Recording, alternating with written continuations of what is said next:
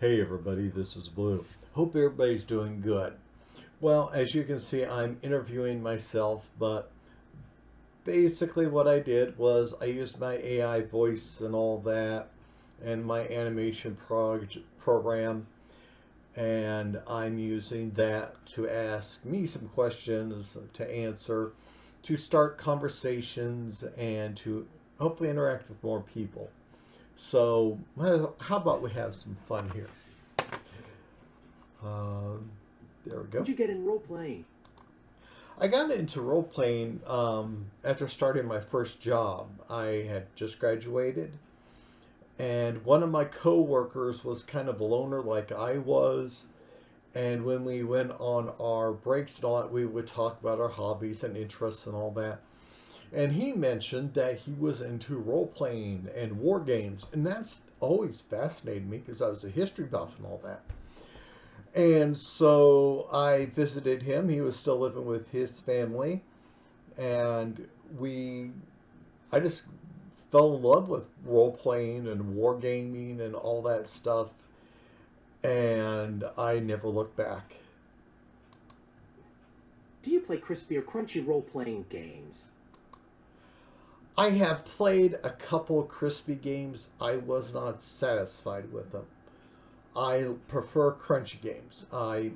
Main game that I've played over the years was Rolemaster, which some people have nicknamed as Chartmaster because there are so many charts you can check and all that for every role possible. I also think that you can do more with a crunchy game compared to a crispy game because the more structure you have, the more defined rules you have that not just restrict some bad ideas, but can guide you and tell you what you can do. And I think it makes for a better game. What was the first RPG that you played? Traveler.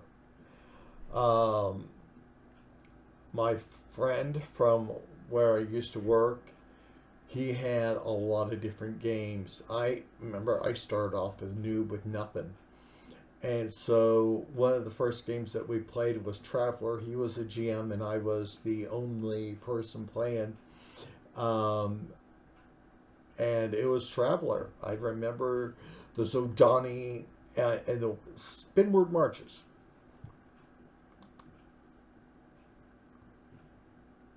Why did you stop playing Traveler? Multiple reasons why I stopped playing Traveler. One was that it was a little bit disappointing. Um, I was playing three different characters, and we had a ship, and we were poor. We're starting off, and we understood. I understood that, but my ship only had one hard point, and so I had this dinky little laser defending my ship, and I was going to be fighting pirates. Then there's also the character creation. Um, you had to roll dice. Yeah, you had to roll dice for certain things, but if I remember right, Traveler was the only game where you can die during character creation. My One of my characters got a really bad roll, and it just kind of killed the game. What other role playing games have you played? I've played D&D a couple times. MERP, Middle Earth Role Playing by Iron Crown Enterprises. I love that game. Um, Rolemaster, Space Master. I played a little Doctor Who. Um, Gosh, I can't remember them all. But I primarily played Rolemaster slash MERP.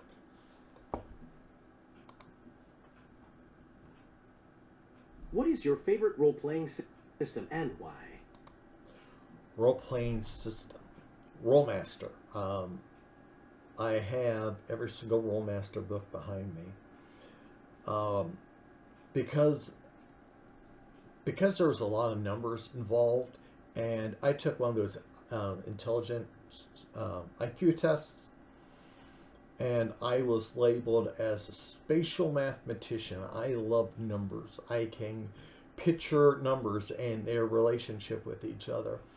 And so seeing number values for what the skills are, I was able to, easily go, well, this person sucks at this skill, but this skill, man, they're pretty good. So, hey, you know, that's, I think, one of the reasons why I love crunchy games, because I love the challenge and working out the numbers in my head. I don't want crispy games because there is no challenge in them, honestly.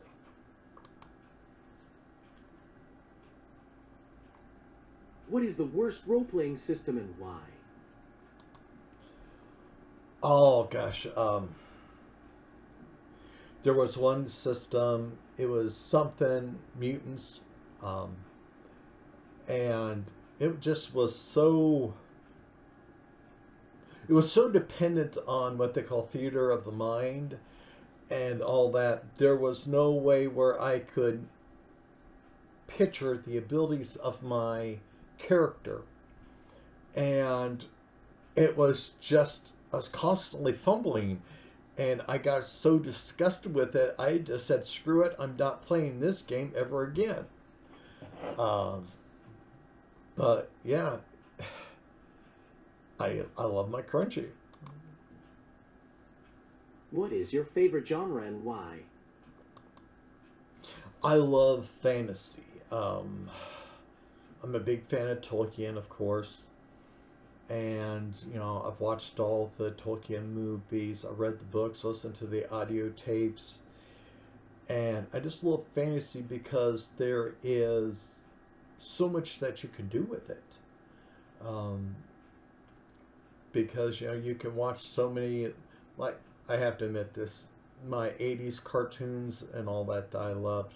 So I can have something like Conan or He-Man and adapt it, and put it in my game.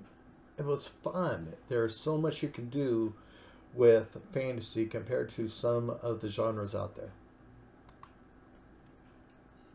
What is the worst genre and why? Horror movies. They Call of Cthulhu. It's not bad, but I just found that the some of those are really grimdarks, and it's just like PC couldn't fart in the wind without getting killed for it. And I you know, just decided I was going to play games like that. In the fantasy setting, what is your favorite profession? God, there are so many. Rolemaster, I believe it was Rolemaster Companion number 7, they had a profession called the Force Mage, where they were able to use inertia, friction, and all that as weapons. And I just thought that was so unique because I haven't seen anything like that in all the other games I played. And so the Force Mage from Rolemaster Companion, from Rolemaster. And what is the worst profession in fantasy role-playing? Paladin. I made a video on this. There are a lot of people that feel that paladins have to be operated in such tight confines that you don't get to have a little individualism to your character. If you step outside that box, man, people are saying, well, that's not how a paladin should be played. No, this is how I'm playing my paladin. I have the opinion that a paladin is defined by the god or gods that it's following. So if you have a paladin that is following a chaos or a trickster, he's not going to be this upright and noble person because he's following the confines of a trickster god. And so I just think that the paladin is so boxed in that you really can't be a fun character. Do you like to GM? Yeah, I do like to GM because I love the challenge of it. I love setting up the scenarios, thinking of combats. I get to look at all the creature books and monster compendiums, and I can think of intricate ways to run adventures. And, you know, it might sound a little weird, but then when I was at work, while I'm doing my physical labor and all this is when I used to work at a different company, and I could think of my game while I'm working, and it sometimes was what helped me get through work. So, yeah, I love GMing because I get to be creative. Do you solo adventure? Yes, I do. There were a few years that's all I did was because groups fall apart. You can get some people together and you're thinking, all right, this is going to be awesome, but then never meet again because this person's got to work, this person's got family issues and all that. And the only person you can depend on is yourself. So I actually have my room set up where if I wanted to, I could go on a solo adventure tonight and have it last, a couple weeks. And again, like I was discussing before, I could role play in my head, doing the theater of mind on non-combat situations. All I have to do is keep pair of dice in my pockets, and then once I reached a certain point, maybe there was some combat involved. I stop, go home, do the combat on my table here, and it was my way of having fun. So yeah, I do love to solo adventure, and I'm planning on when I get all this done, my projects here, of doing a lot of solo adventuring. Advice for new GMS? The best advice I give new GMs is always remember that you can do whatever you want to in your world. There are a lot of videos out there, a lot of creators out there that are telling you that you're doing this wrong and that wrong. You should be doing this, you should be doing that. You got all these pricks out there that are trying to tell you that, don't follow these tropes, you need to do it this way. No, do it your way. Do what makes you happy, because if you are worried that you're going to have to do what Dungeon Master says, or what's it, Dungeon Craft, that's a YouTube creator, then you're going to miss out on something that might work for you. Just because it works for him does not mean it's going to work for you. So test out different ideas and have fun. What's the worst thing that can happen? Hey, you learned something because the game fell apart. But you'll know never to do that again. And so that's my advice. Experiment. Do it the way you want to do it. What is your opinion of Wizards of the Coast? I hate Wizards of the Coast. I think that, like most of corporate America, the greed is more important than the product. I believe they are so obsessed with money that their common sense is non-existent. If you remember right, I think it was about a year and a half ago, WotC sent out the Pinkertons to a person's house in Pennsylvania because WotC's shipping department sent the wrong package.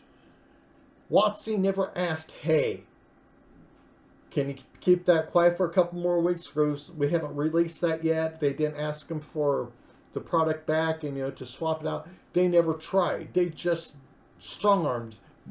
The Pinkertons tried to strong-arm these cards back from this couple. And if you're going to do crap like that, you don't deserve to be in business anymore. And then you got the influx of modern day politics into D&D. They have recently pulled orcs out, saying that we can't treat orcs like monsters. We have to treat them with respect and all that. And, that's fine to a degree, but they are obsessed with modern day politics, and it's ruining the game. I mean, there have been videos about how there are D&D games or settings that talk about going to prom. Yay. Are you going to go digital? No. I am a pen and paper person. I will always be pen and paper. This is probably about as technologically advanced as I'm going to get doing my YouTube videos. I have all these books behind me. I have created notebooks like this right here with my paper binding, and it's my project book. So whenever I come up with an idea, I write it down and I work it out. I prefer paper because you got it there and I don't have to worry about, oh, where did I put that computer file? And then WotC, they are trying to go all digital and all that with a virtual tabletop. And there is a lot of concern that they're going to put a lot of microtransactions in there, so then that you're not really playing the game because you don't know if that person right there that's in your group just spent $20 to get something special and just ruin the game balance. You allow drinking while playing the game. No. I have an exception to the rule. When the guys get together, we can have a toast with alcohol to, commence the start of the game. And then to end the campaign, we'll have a drink to toast to it. But during actual gameplay, no alcohol, because some people can't handle their alcohol, and that can ruin the game for others. Because the last thing you want is some drunk barbarian, although that could be in-game perfect, but it makes it harder for everybody else to enjoy the game when somebody can't say anything right and then they got to run down the stairs and throw up. How do you feel about safety tools? This is stupid. That's how I feel about it. Safety tools, the premise is good. It's the idea of making sure that everybody is, doing okay during the game. But you should have vetted the group better to make sure that any person that's going to freak out on a moment's notice is not part of your group. There should have been a session 0 where you can, find out, what could be a problem and, discuss what your setting is like. Having the consent forms I thought was pretty much BS, but those are more designed for people that do the in-public campaigning, adventuring, at meetups and all that. That I should not put into a personal game. It's like when I get my guys together. We all know the general rule, hey, some things that could be very weird are going to happen. We just don't hurt children. You want to actively hurt a child in the game, and you're gone. But that should be common sense and not need special safety tools to handle. Do you think that role-playing has improved since the 1970s? That's a loaded question, I guess, really. Yes, it has improved because thanks to the internet, a lot more people like me are together and we can exchange ideas, we can play our games together, and, it's a wonderful thing.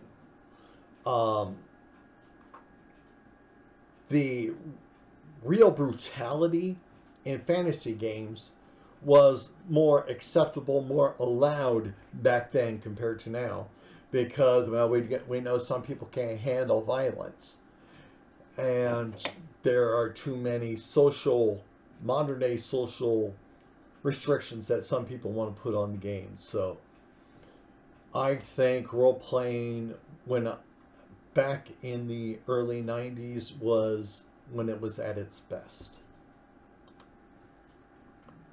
What is your view on the Satanic Panic? The Satanic Panic is a joke. I watched some videos from RPG gamer, he had a series of videos talking about the Satanic Panic. And it's funny how it was really only a concern here in the United States. In other countries, it was no big deal. Um, there were people putting so many lies, twists, and all that to try and push their personal agenda. And I think, this is my personal opinion, that there were some people that were trying to say blame the game so that they can get away with bad parenting. Um, it is amazing what people were saying to demonize role-playing games. The weirdest thing, this is my personal history here. An upperclassman at my school was a minister's son, and he brought D&D miniatures to school to paint during study hall. And, I've always wanted to ask him, how did your dad feel about that, after learning about the Satanic Panic? Do you want to be a professional GM? No. I love GMing, I really do, but I think the requirements for modern day GMing, I don't want to deal with. I love my pen and paper. I love being able to throw a couple handfuls of books in my duffel bag and, going over and saying, okay, guys, let's have some fun. And, seeing how some people are spending it seems to be thousands of dollars on these fancy table setups, that's just not me. I want it simple in certain ways. And I don't think you can do that if you're going to try to become a professional. Why are you creating a revamp of Rolemaster 2nd Edition? Because RMC2 was my favorite system. It is the one that I have played for multiple decades with. When I played MERP, Middle Earth Role Playing by Iron Crown, it was kind of a watered down version of Rolemaster, and my friend had Rolemaster books, and I was looking at them, and I was understanding the numbers, and I loved the numbers. And so I went to the game shop in Des Moines, and I started buying myself Rolemaster. That was my first collection that I ever started, was MERP and Rolemaster, and I have every book now of MERP and Rolemaster, and nothing could replace it. It was a shame that Iron Crown went out of business and got bought, got sold, got bought, got sold. They're on RMC 6th edition, and I don't think I could ever get into that. And the revamp was because I've played it for so long. There are things that I've always wanted to change, and I decided that, well, I'm going to restart this world. Why don't we do all those changes first and then have some fun? And so that's the plan. Most challenging part of the project? Most challenging part is the spell list. Rolemaster has a lot of spell lists, and if I have it here, it'd be great. And I don't. I have, sure. Some of the professions have, at least 8 lists that you can choose from, but they have came up with so many additional lists thanks to all the RMCs. I want to be able to incorporate more spell lists into these professions. And also, I don't like the way that Rolemaster was set up on spell lists because, they say there's no limited level. But once you get over level 20, there's a lot of skips in the spells, and I just wanted to make it a lot smoother so that I could say my game supports up to 100th level, not level 20 like D&D. How often do you roleplay? Depends what I got going on. When I was single, I was just constantly role-playing. I had a couple friends that I role-played with, And when we couldn't get together, I was doing solo role playing. Then when I got married, yeah, both those two times I had to really scale back, and I didn't enjoy it. I was maybe role playing once or twice a month when married, and that just didn't work. My plan is once I get my everything worked out, I am going to be role playing every night again. Hopefully, 1 or 2 nights a month with my guys. The rest of the time, solo adventuring. How do you handle religion in your gaming world? I try to be respectful of real life religions.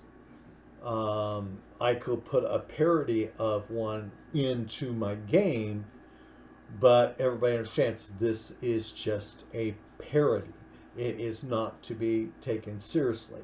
Or I come up with completely new fictional religions, but we do.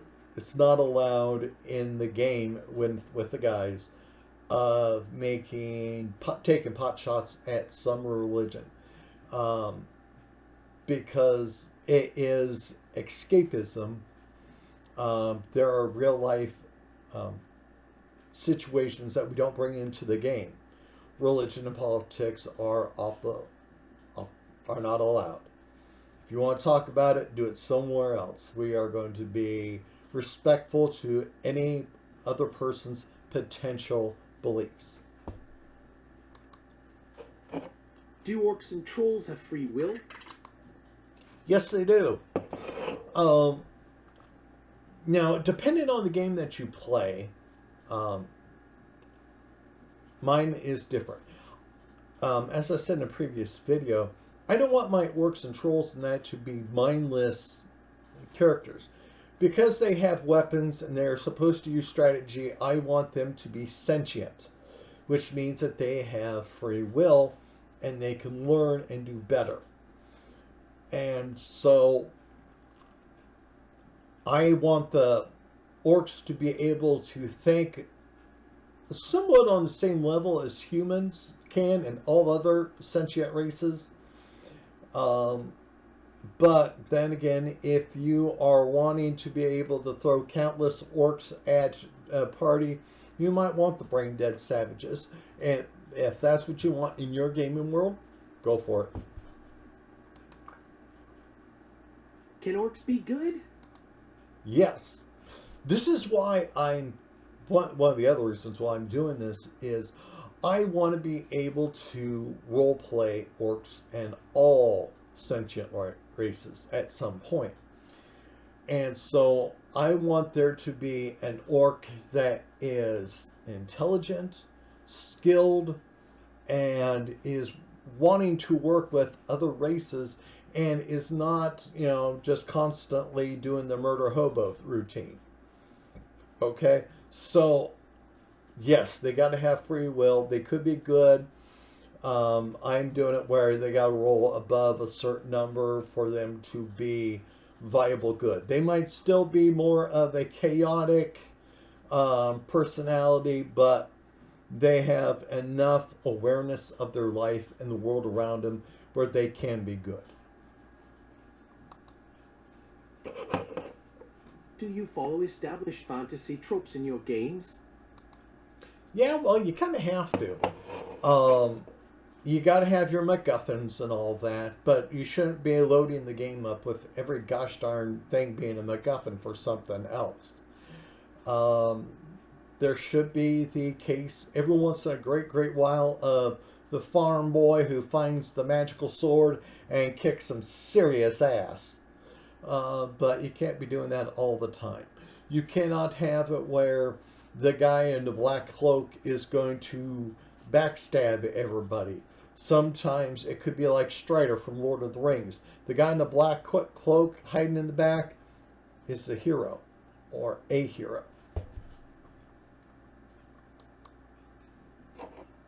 To use modern politics in your game? Modern politics. Now, I'm a history buff, so Modern, it depends on how far back you go. Are modern in the last, 30 years? I would say no, absolutely not. There is so much screwed up modern day politics and everything. I think that can destroy the game. So I try not to put anything like that into my game, and we've made politics off limits. Well, yeah, can't talk about modern day politics in our game. We could probably take a concept, like Mussolini and Hitler, and create a NPC that's similar to that, and throw that into some fantasy setting. Yes, that would be fine. But modern day social justice warriors, nope. Do you think everyone should or could play RPGs? Absolutely not. Some people cannot, especially nowadays, cannot separate themselves from modern day politics. They believe that they should be able to see themselves into every gosh damn thing they do. So they demand that they have a PC that is just like them. And if you have to be like that, you should not be in any role playing games. There are some people that cannot separate themselves from the RPGs. There are people that get upset because the game doesn't go their way. And so there are people that should not play the game.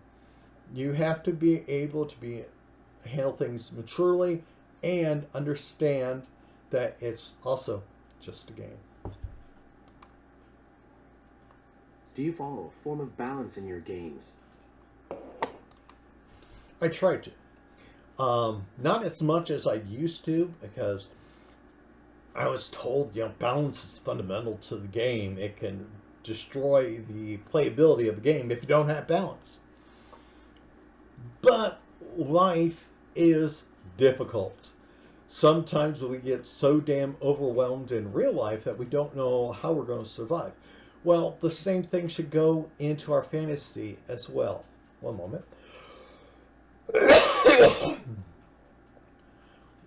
I don't like grimdarks, but there are times where, your group of adventurers are going down the path and they roll the encounters and, oh boy, 3 kobolds. It's not going to take them long to fight that, right? But then the opposite should happen. You've got your 5 members of your group, they're going down this path, and then all of a sudden they roll a 90, and it's just like, you have a fire dragon right in front of you. It's pissed because it thinks you stole its gold. What you going to do? Life isn't always fair, right? Well, the same thing goes into the RPG. Sometimes there is no balance and things are just going either really good for you or really bad against you. Do you allow PCs to be resurrected? Depends on the situation. If a PC is on its first adventure and gets killed, no, absolutely not. If it can't survive its first adventure, nope, not going to happen. Then if it's been around a while and, it has some value, I make the player plead to the GM, me, and I then let them roll the dice. And then, if they had a convincing argument and a good dice roll, he's resurrected. The gods felt sorry for him. So I try not to have that happen too darn often. I do have a rule that unless there is like a cleric with some good magics involved there, the most that a character can be resurrected is twice, and then it's nope, not going to happen. Are you going to do any sci-fi adventuring? Yes, I am, actually. I'm a big fan of Doctor Who. I loved, past tense, Doctor Who. And so I have, one of the parts of everything that I'm doing is creating a sci-fi universe with the capacity to run Doctor Who style time traveling adventures. I'm doing a slight variant on those to change up, and I'm going to be doing adventures and like that. Like I said, loves past tense because basically I loved Hartnell to Tennant. Okay, but I forget what the other one. But basically, the last four Doctors kind of suck to me, and so I'm just gonna say they never happened, and they in my game they're not canon, but Hartnell to Tennant are. So yeah, I'm gonna do some sci-fi adventuring. Do you wargame? Yes, I do wargame. My friend that I used to work with, the one that got me started in RPGs, also did wargaming, Avalon Hill. And I have done a lot of miniature combats as well. I wish I had the picture up here. I might edit it in. Um, I drove down to Arkansas to do this massive, massive Napoleonic lead pewter miniatures battle. It took many tables to do. It was a multiple day battle, and I was the Prussians fighting against Napoleon, and I loved it. Um, in Rolemaster, they had war law and sea law. I used to also do some role playing, not role playing, wargaming in my gaming world, and I will be bringing that back. I'll be creating a Warlord 2.0 so that I could do mass combats of my gaming world, you know, as well. Because there are going to be conflicts and all that. I'm going to actually war game them out to get the results to see how that's going to affect my PCs and all that. Everything in my gaming world is fluid. I don't do areas in a world. I do the whole world or forget it. Thank you for your time. Learning about how and why people roleplay is fascinating. It helps people that think that they are alone in the world realize that they are one of many. And Dennis Blue always says, take care and be at peace. How did you get... All right. So I hope we can talk about some of the topics there. I had a little fun seeing what I can do and all that, and this could lead to even more. So if you have questions or comments or something you want to talk about, post them down below. And just like I said, I hope everybody takes care and be at peace. Goodbye.